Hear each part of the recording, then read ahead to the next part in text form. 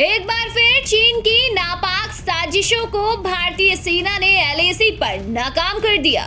दरअसल अरुणाचल प्रदेश के तवांग के यांगत्से इलाके में भारतीय जवानों और चीनी सेना के बीच झड़प हुई। बताया जा रहा है कि चीनी सैनिक भारतीय जवानों की पोस्ट को हटवाने आए थे, लेकिन भारतीय जवानों ने अपना मोर्चा संभाला और अपनी मुस्तैदी से चीनी सैनिकों के मंसूबों पर पानी फेर दिया।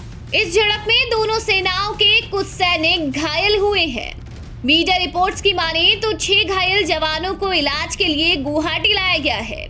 इसी बीच झड़प को लेकर रक्षा मंत्री राजनाथ सिंह के आवास पर उच्च स्तरीय बैठक हुई।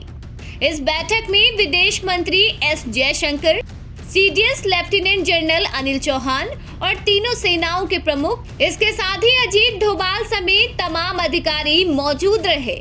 गौरतलब है कि ये पूरी घटना 9 दिसंबर की है। बताया जा रहा है कि चीनी सेना सोची समझी साजिश के तहत 300 सैनिकों के साथ भारतीय पोस्ट को हटाने पहुंची थी।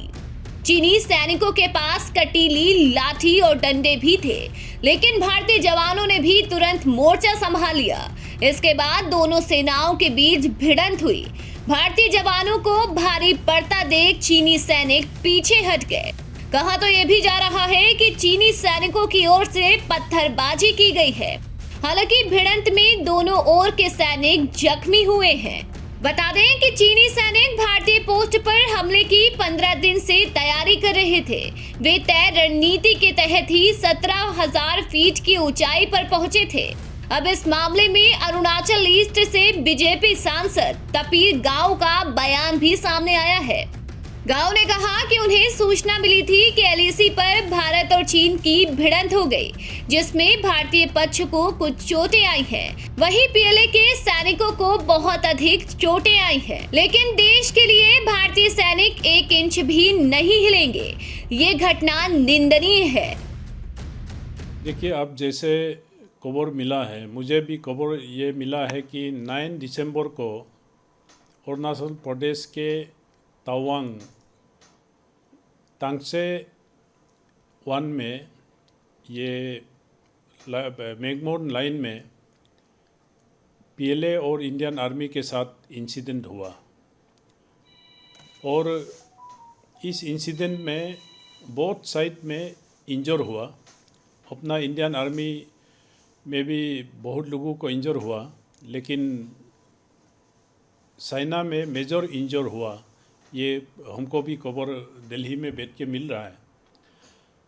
मुझे ये कहना है कि ये मैकमोहन लाइन में ये बार बार इंसिडेंट होना इंडिया और चाइना का रिश्ता के लिए भी खराब है, और साथ में I personally condemn the act of PLA ने जो काम किया ये बहुत गलत है, क्योंकि हमारा इंडियन सोल्जर्स बॉर्डर में 1 इंच भी हम नहीं सरेंगे।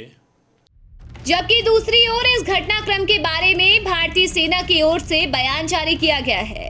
इंडियन आर्मी ने कहा कि हमने चीन की साजिश को नाकाम किया है। अरुणाचल प्रदेश में एलएसी से सटे कुछ इलाके हैं जो तमाम सेक्टर्स में आते हैं। यहाँ दोनों देशों के बीच अपने अलग अलग परसेप्शन है। दोनों देश अपनी तरफ क्लेम लाइन तक पेट्रोलिंग करते हैं। ये 2006 के बाद से ट्रेंड रहा है।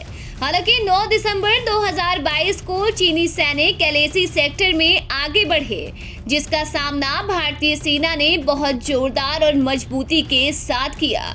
बाद में दोनों देशों के सैनिक वहां से पीछे हटे।